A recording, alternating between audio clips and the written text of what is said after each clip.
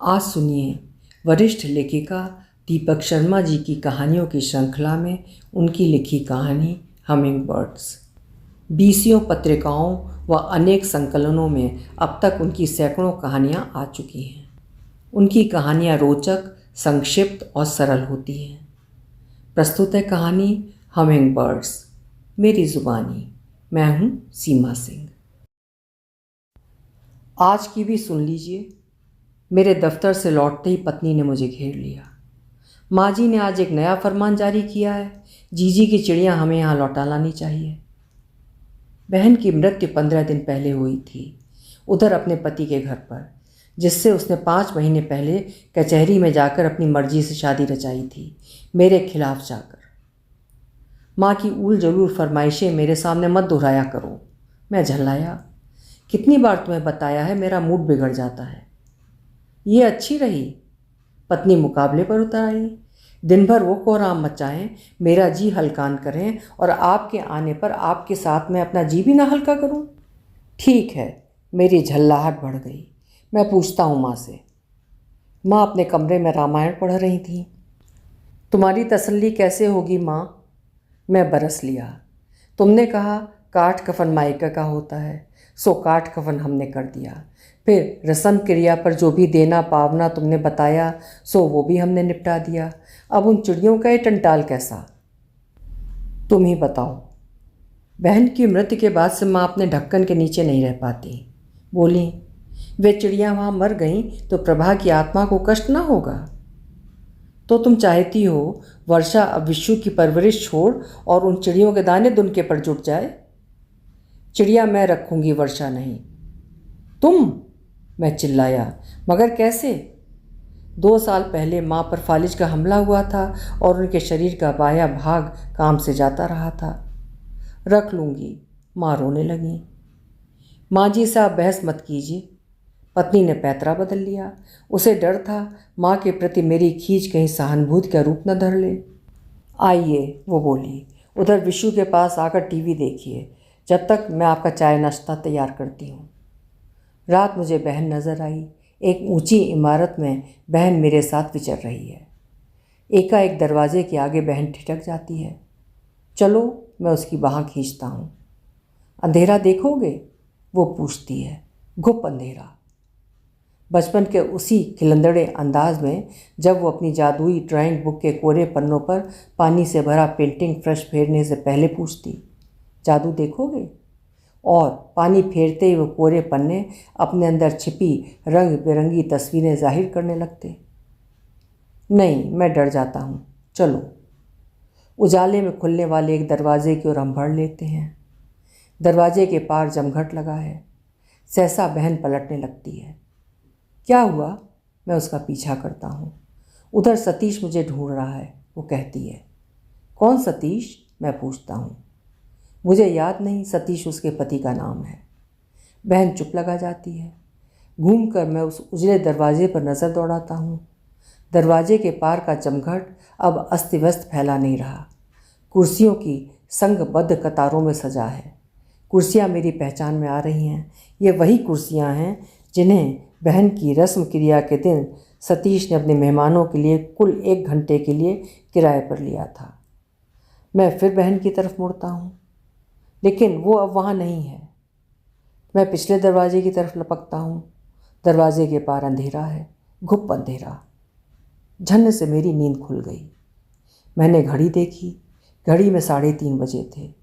बिस्तर पर वर्षा और विशु गहरी नींद में सो रहे थे। पानी पीने के लिए मैं बिस्तर से उठ खड़ा हुआ। पानी पी लेने के बाद मैं बाहर गेट वाले दालान में आ गया। सड़क की रोशनी दालान के गमलों को उनकी छायाओं के साथ अलग अलग वियुक्ति देकर उन्हें पहना रही थी। ना मालूम मेरी उम्र तब कितनी रही होगी, लेकिन निश्चित रूप से 8 बरस से छोटी ही, क्योंकि बाबूजी की मृत्यु पर मैं केवल 8 का रहा, जबकि बहन अपने 15वें वर्ष में दाखिल हो चुकी थी। और उस रात हम भाई बहन बाबूजी की देख रेख में लुका छिपी खेल रहे थे और ढूंढने की अपनी बारी आने पर बहन जब मुझे घर के अंदर कहीं नहीं दिखाई दी थी तो मैं रोने लगा था, गला फाड़ फाड़ कर। मेरा रोना बहन से बर्दाश्त नहीं हुआ था और वो फ़ौरन मेरे पास चली आई थी। तुम कहाँ छिपी थी? मैंने पूछा था। दालान के अंधेरे में वो हंसी थी। तुम्हें डर नहीं लगा? मैंने पूछा था। अंधेरे से कैसा डरना? जवाब बाबूजी ने दिया था। अंधेरा तो हमारा विश्वसनीय बंधु है, वो हमें पूरी ओट देता है। दालान की दीवार पर अपने हाथ टिकाकर मैं रो पड़ा। तभी माँ ने अपने कमरे की बत्ती जलाई। कुछ चाहिए माँ? मैं अपने कमरे में दाखिल हुआ। हाँ, माँ रोने लगी। मालूम नहीं ये मेरा वहम है या मेरा भ्रम, लेकिन प्रभा मुझे जब भी नज़र आती है अपनी चिड़ियों को ढूंढती हुई नज़र आती है। चिड़ियों का शौक़ बहन ने बाबूजी से लिया था और उनकी मृत्यु के 19 साल बाद भी उनके शौक़ को जिंदा रखा था। जीजी तुम्हें दिखाई देती है माँ? मैं माँ के पास बैठ गया। हाँ, बहुत बार। अभी अभी फिर दिखाई दी थी। मुझे भी अभी ही। बस माँ, आप अब सुबह हो लेने दें, मैं सतीश के घर जाऊँगा और जीजी की चिड़िया यहाँ लिवा लाऊँगा। माँ के कमरे में उस रात फिर मैं दोबारा सोने अपने कमरे में लौटा नहीं। बैठक में आकर सुबह का इंतज़ार करने लगा और वर्षा के जगने से पहले ही उस नए दिन के चेहरे और पहनावे के साथ तैयार भी हो लिया। ठीक 7 बजे सतीश अपने घर से गोल्फ खेलने के लिए निकल पड़ता है और मैं उसे 7 से पहले पकड़ लेना चाहता था। साहब घर पर हैं ना? 6:45 के करीब मैंने सतीश के घर की घंटी जा बजाई। सितंबर का महीना होने के नाते सुबह सुरमई थी। जी हाँ हैं, दरवाजे पर आए नौकर ने बताया।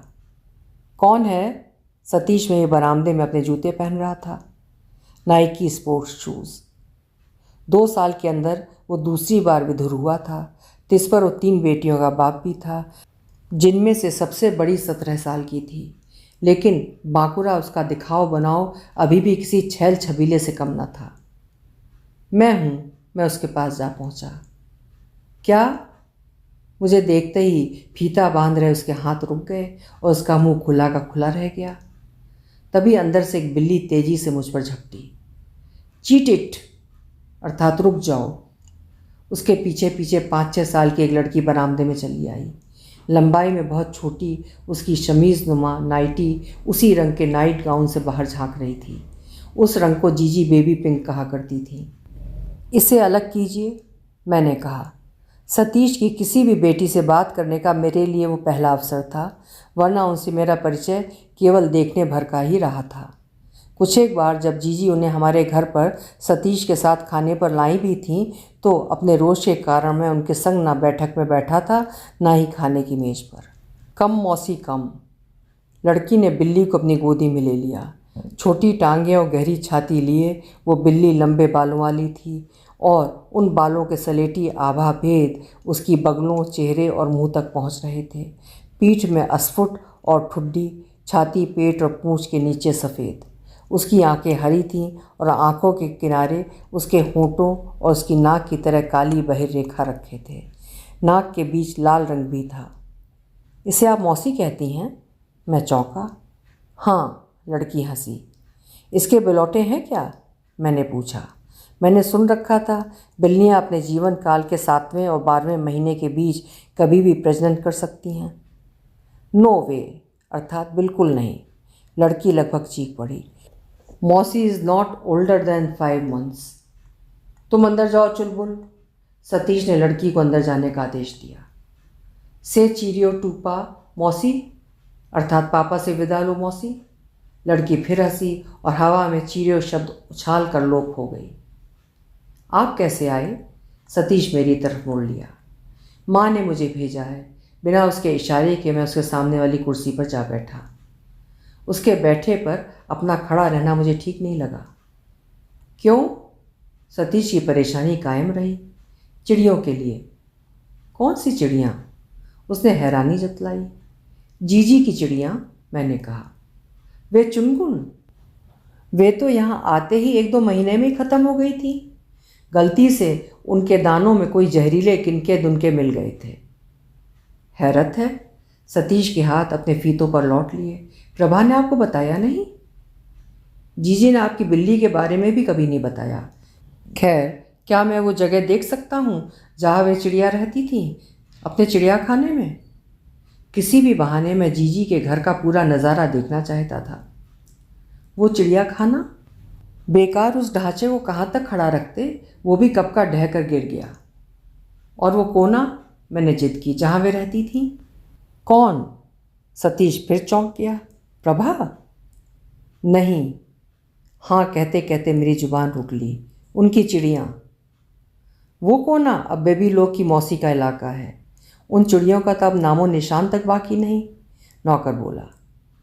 सॉरी। सतीश अपनी कुर्सी से उठ खड़ा हुआ। Anything else?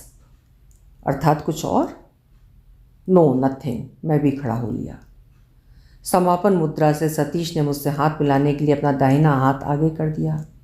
अभिवादन में मैंने अपने हाथ जोड़े। हैंड शेक से नमस्कार की मुद्रा मुझे ज़्यादा पसंद है। माँ के पास खाली हाथ लौटना असंभव था, सो अपने स्कूटर को सतीश के घर से मैं चिड़िया बाजार की ओर बढ़ा ले गया। जीजी की पसंदीदा हमिंग बर्ड्स अर्थात मरमर पंछी और ललमुनिया के 3-3 जोड़े मैंने फट से खरीदे और उन्हें उनके चिड़िया खाने समेत रिक्शे में रखकर घर के लिए रवाना हो लिया।